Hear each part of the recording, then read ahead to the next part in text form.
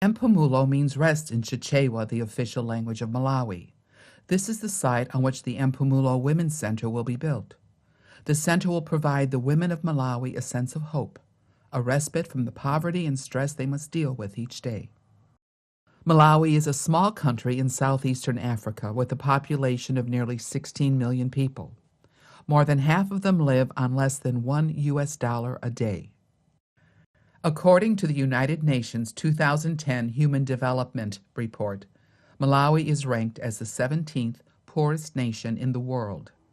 This economic hardship means that the people of Malawi must struggle each day just to survive. But poverty is always worse for women. Gender-based violence and a lack of adequate health care further complicate daily life for women and their children. Physical violence and rape are not uncommon, and this contributes to the high rates of HIV/AIDS among the female population. While access to life-saving antiretroviral drugs has helped to decrease the death rates, many women are still living with HIV, which contributes to other health problems such as TB and pneumonia. Access to health care is a major problem. Public health clinics are overcrowded and, in some cases, long distances from the communities that need them most. High rates of maternal mortality and infant mortality persist. Nurses in Malawi, they're hardworking. They really want to work, help the patients. But the problem and the challenges we are having in our hospitals are just a lot. Okay. As I'm telling you, we don't have drugs. And most of the hospitals, they don't have enough equipment so that a nurse, you can work as you have been trained to work as a nurse. Education, a well-known contributor to good health, is another challenge facing Malawian women. Literacy rates for women are lower than for men, especially for women over age 15. According to UNICEF, 80% of men are literate as compared to only 66% of women. Under the direction of Dr. Rachel Rodriguez from the Edgewood College School of Nursing and Dr. Ellen Chirwa of the Kamuzu College School of Nursing, the center will be built on 8 acres of land currently owned in the community of Machinjiri, about 15 minutes outside of Blantyre.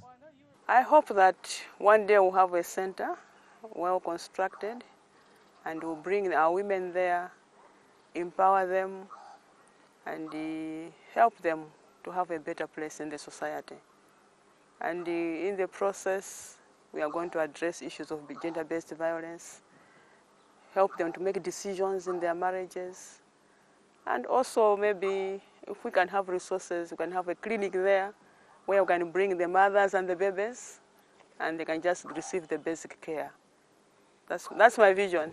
The center hopes to house a small clinic, 2 classrooms, and a space for training women in sewing, knitting, and other skills that can help them start small businesses to generate income and improve their standard of living. When the center is fully operational, it will focus on 3 main goals. It will provide basic health care for women and children, offer training to develop income-generating skills, and provide basic education. Basic health care will include education about HIV/AIDS, TB, pneumonia, and malaria. It will also provide counseling about gender-based violence. The center will provide women with opportunities to learn income-generating skills, with a focus on agriculture and the creation of textiles to sell in local markets. For many, this opportunity will be their first step towards self-sufficiency.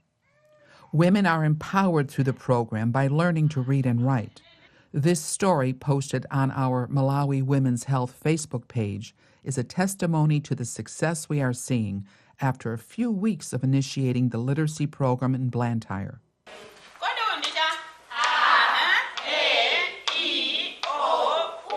After only 6 weeks, this literacy program, a part of the evolving MWH Women's Center project in Malawi, has already produced remarkable results.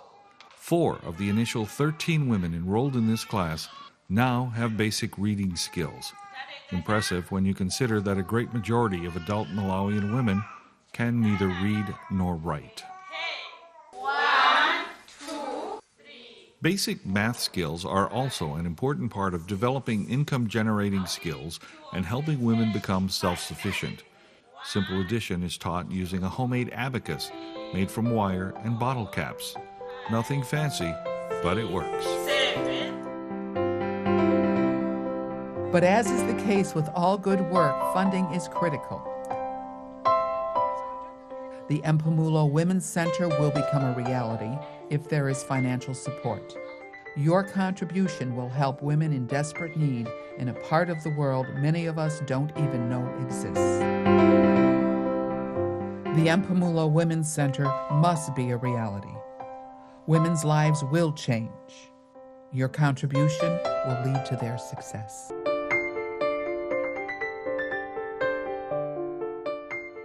Your tax-deductible donations are accepted online at www.malawiwomenshealth.org. Or you may send a check to Malawi Women's Health Incorporated at Post Office Box 461, Waunakee, Wisconsin, 53597.